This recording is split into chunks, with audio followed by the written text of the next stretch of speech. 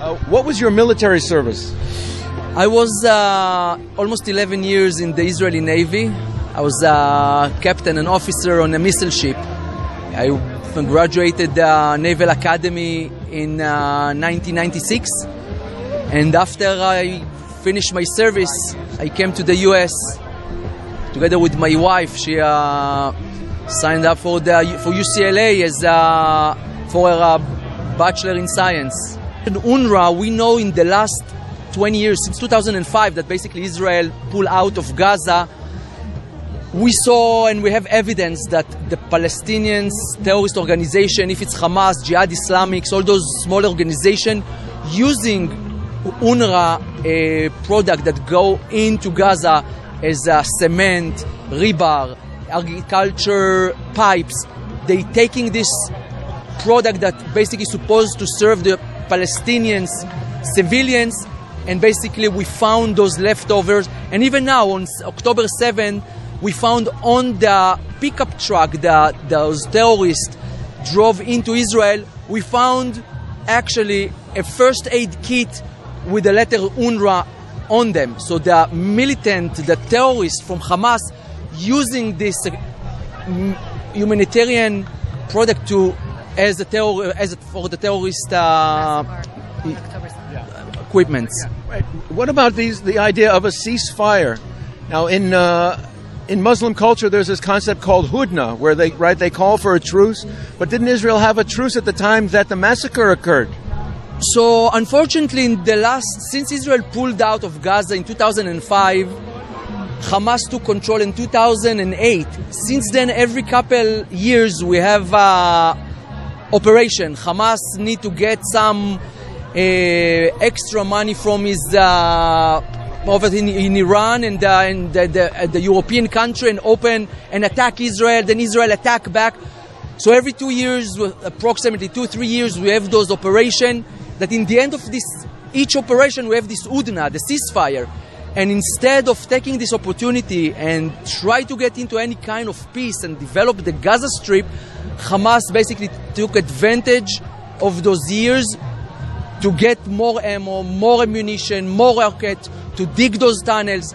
Israel tried in the last 20 years many of those ceasefires. They never lead to any benefit of the population in Gaza. The opposite. Actually, Hamas digged underground for decades and built all those bunkers that all the Palestinians leaders, those cowards, hiding under hospitals, under schools, and let their people, the civilians, die in Gaza, that are preventing them of running away, preventing them, using them as human shield, and unfortunately we see those casualties in the other side. What do you think of the way that the media is depicting the forgetting of the massacres, the atrocities committed by the Palestinians now, and replacing it, minimizing it, in fact, in their news reporting? It's complete hypocrisy. You see, the media is at least 70-80% coverage the Palestinian civilians that got hurt, that it's as much as it's hard, but this is a war zone. Those Palestinian civilians was not supposed to be there, and completely forget about the fact that there is 240 hostages, civilians. Youngest is 9 months old, oldest 87 years old. Many of them, you see videos of those terrorists that they're documented, and they were so proud that they posted them themselves, of the hostages that been dragged into Gaza, some of them injured, and the Red Cross didn't even check them, didn't visit them, doesn't check what their condition. Nobody knows what's going on with them. They need medicine, they need supplies, they see what's their... We don't know. At least 100 prescriptions, more than 100 prescriptions needs to get into those hostages. More than 240 of them. Medical prescriptions. Medical prescriptions. Some of them are cancers patients, Alzheimer's. Some of them are diabetes. They need those medication. We are calling the Red Cross and WHO organization to do their job. Go and visit them. Give them the medical care they need. Now, you think the Red Cross is politicized? I'm sure that the Red Cross is politicized. We see what's going on in the UN and all the committees that right now, last week, Iran was elected to be a consul of the human rights. I don't think that there is any funnier joke than that. Regarding your interest of the Red Cross, I think Israel in this war that was brought on October 7 doesn't need any justification to get in and dismantle Hamas completely. And I think the moment and the fastest that the international countries, people in the world will understand that Israel, the IDF right now, doing the work for the civilization, is cleaning Hamas for Gaza Strip from Hamas. Hamas is a terrorist organization, not just the Israeli hostages over there, it's the Palestinian civilians.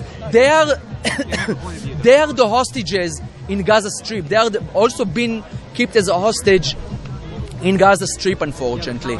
I after October 7's massacre and that death toll and horrific scenes the Israeli people and the Jewish people around the world have witnessed, our spirits have lost. We are in grieving mode right now. So a little bit of strength and showing the world that we can speak up and we can show them what we can do, and we can and so we are able to express our feeling in this matter. We're very little in the world to impact social media, and we need something to raise our spirits up, because we will defeat terror with the help of all those organizations around the world who do support Israel right now.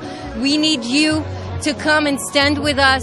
We need to be able to fight the terror, not just for Israel, but for the Jewish country around the world, for American Jewish people that are here watching Israel in the heart, with all those people who have died, kidnapped, murdered, raped, and all those horrific things that were done to them. Those are my family. I live in America for the past 20 years, but I'm an Israeli as well, and those are my family. And we wouldn't allow those crimes against humanity to not be speak out, to not get the attention they deserve. There are still 240 hostages, including 32 children, in Gaza right now. Nobody have visited them yet. We don't know anything about their locations and where they are. And including Americans? Are Americans being held hostage? Including American and 33 other countries, nationalities around the world. We need your help. We need you to stand with us. We need you to stand with us against terror. Bring them home. Bring them home. If the U.S. administration, the Democrat administration, presses Israel for a ceasefire based on the pressures that they're getting from the election from Muslims and leftists who are concerned about stopping Israel at this point, and Israel acts on their own, they go alone, ought they? So I think you get into a political question. I can tell you my opinion. I hope that Israel will continue, because this job must be done. We won't be able to live in freedom, not just in Israel, in the modern civilized world. It's in Europe, it's in the US, it's everywhere. And I think Israel must complete the war. And we really appreciate the help from Biden administration. It was amazing. Honestly, I think lots of Israelis didn't expect to get such a strong, loud and clear support from this administration. Everyone in Israel that I speak with is 100% feels supportive and excited about that support. I think if this administrative will push Israel for a ceasefire, I think it will be a mistake.